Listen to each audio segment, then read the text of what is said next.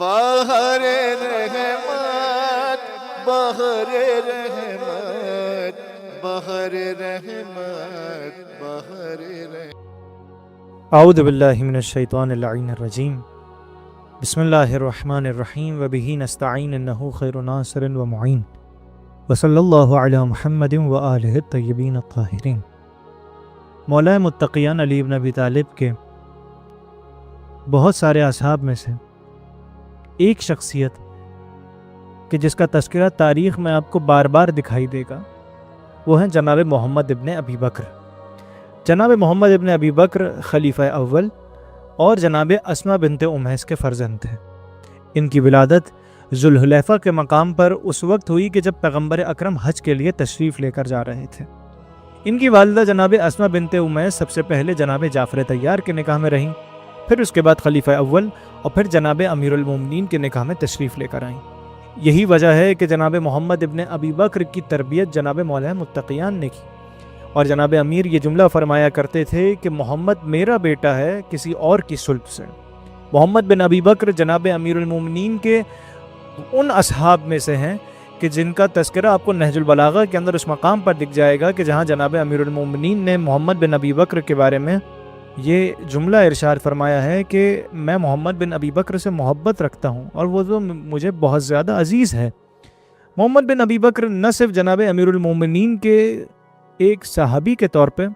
اپنا کردار تاریخ میں ادا کرتے ہوئے دکھائی دیتے ہیں، بلکہ ان کا شمار شرطۃ الخمیس میں بھی ہوتا ہے۔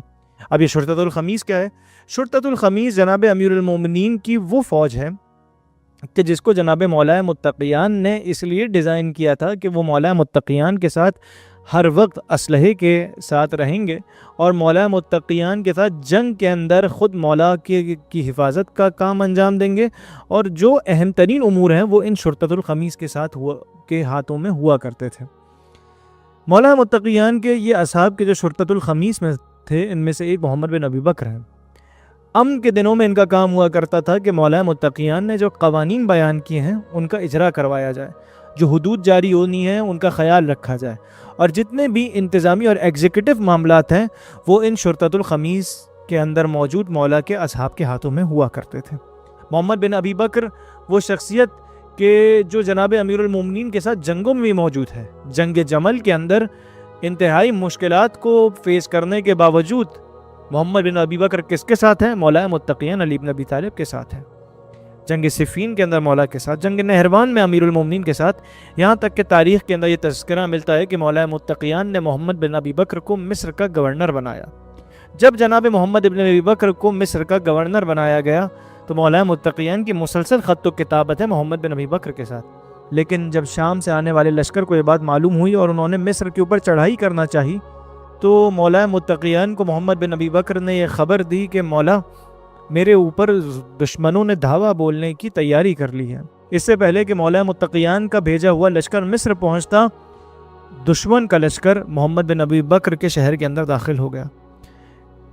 محمد بن ابی بکر نے اپنی فوج کے دو ٹکڑے کیے، ایک کو بھیجا کہ تم جاؤ اور دشمن کو روکو، اور دوسری فوج کا ٹکڑا وہ تھا کہ جو محمد بن ابی بکر کی حفاظت پر مامور تھا۔ لیکن جو افراد دشمن کا مقابلہ کر رہے تھے ان کو قتل کر دیا گیا، اور فوج کا وہ دوسرا حصہ کہ جو محمد بن ابی بکر کی حفاظت کے اوپر مامور تھا وہ ان کو دھوکہ دے کے چلا گیا، یہاں تک کہ دشمن کے ہاتھوں میں محمد بن ابی بکر آ جاتے ہیں اور بڑی سفاکی کے ساتھ محمد بن ابی بکر کو قتل کر دیا جاتا ہے۔ لیکن یہ محمد بن ابی بکر کو قتل کرنے کے بعد یہ آخری سزا نہیں تھی جو علی بن ابی طالب کی بغض کے اندر جناب محمد بن ابی بکر کو دی گئی، بلکہ قتل کرنے کے بعد ایک گدھے کی کھال کو منگوایا جاتا ہے، اس کے اندر محمد بن ابی بکر کے جسم کو رکھا جاتا ہے اور پھر اس کو پرو دیا جاتا ہے، اور پرو دینے کے بعد اس کو آگ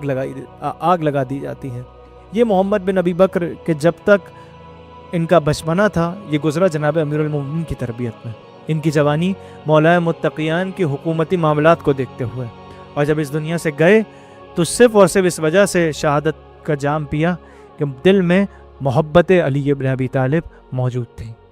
بہر رحمت بہر رحمت بہر رحمت بہر